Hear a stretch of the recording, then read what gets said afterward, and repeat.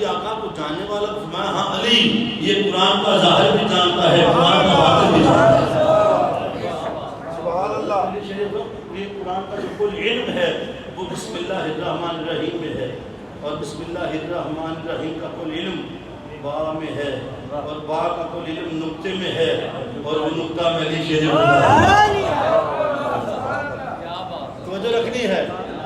علی شیر خدا قرآن نے کہا من عنده علم الکتاب. ہم نے تفاسیر کے حوالے میں بہت کم ہے میں موٹی بھی گل کر چھڈی جس کے پاس کتاب کا سب سے زیادہ علم اور قیامت تک علی شیر خدا کی اس وہ جو اللہ جس کے پاس کتاب کا سب سے زیادہ علم ہوگا اب قیامت جس کے پاس قرآن کا علم ہوگا وہ اللہ کے نبی کی نبوت اور رسالت پر گواہی دیتا رہے گا.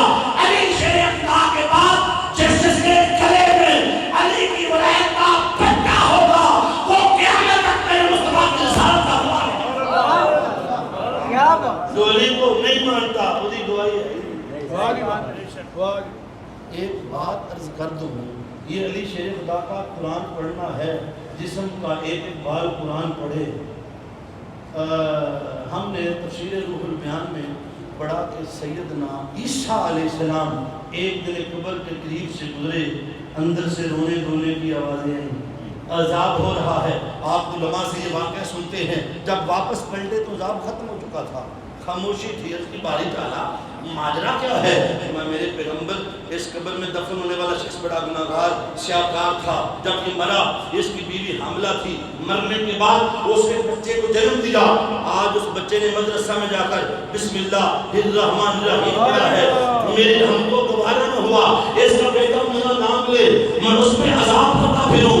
میں نے بیٹے کے صدقے باپ کو بخشت کی خیرات عطا فرما دی ہے. توجہ رہے بنی اسرائیل کا بچہ بسم اللہ الرحمن الرحیم پڑھے باپ کی بخشش ہوتا ہے. اور وہ علی شیر خدا ارے جس کے پاس قرآن کا سب سے زیادہ علم قرآن جس سے جڑا ہو جن کا بار بار قرآن پڑھتا ہو کیا ان میں قرآن پڑھنے کا فیض حضرت ابو طالب کو نہیں ملے؟